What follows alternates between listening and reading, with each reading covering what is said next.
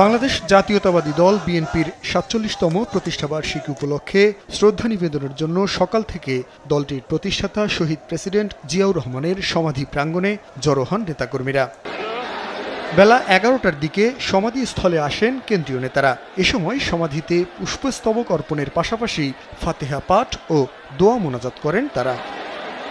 শ্রদ্ধা নিবেদন শেষে দলটির নেতাকর্মীরা বলেন, দেশের চলমান সংকট মোকাবেলায় নির্বাচনের কোনো বিকল্প নেই। কোনো প্রকার বিশৃঙ্খলা ছাড়াই ফেব্রুয়ারিতে নির্বাচন অনুষ্ঠিত হবে, এটা নিয়ে কোনো দ্বিমত পোষণ করার কোনো অপশন নেই। যার ভোট সে সুষ্ঠুভাবে সে দিবে, ওই রাতের ভোট হবে না, ব্যালট বাক্স ভরা থাকবে না। বাংলাদেশ জাতীয়তাবাদী দল বিএনপি যদি ক্ষমতায় আসে, তাহলে এই বাংলাদেশ দেশনায়ক তারেক রহমানের নেতৃত্বে সুন্দর একটি রোল মডেল দেশ হবে। বিএনপির মহাসচিব মির্জা ফখরুল ইসলাম আলমগীর বলেন, জিয়াউর রহমানের হাত ধরেই দেশে বহুদলীয় গণতন্ত্র প্রতিষ্ঠা পেয়েছিল।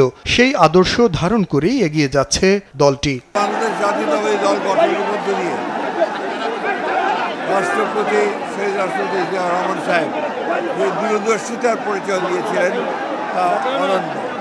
এই দলটি এই দেশের রাজনীতিতে, অর্থনীতিতে মৌলিক পরিবর্তন নিয়ে আসে এবং আপনাদের নিশ্চয়ই মনে থাকার কথা যে একদলীয় শাসন ব্যবস্থা থেকে বহুদলীয় গণতন্ত্রে শহীদ প্রেসিডেন্ট জিয়াউর রহমান এই বাংলাদেশে আবার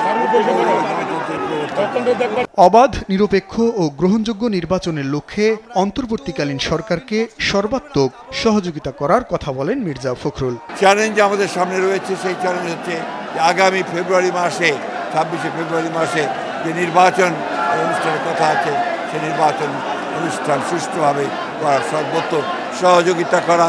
বিএনপি ক্ষমতায় গেলে দলটির ৩১ দফা বাস্তবায়নের মাধ্যমে দেশ সমৃদ্ধির দিকে এগিয়ে যাবে, এমন প্রত্যাশা মহাসচিবের।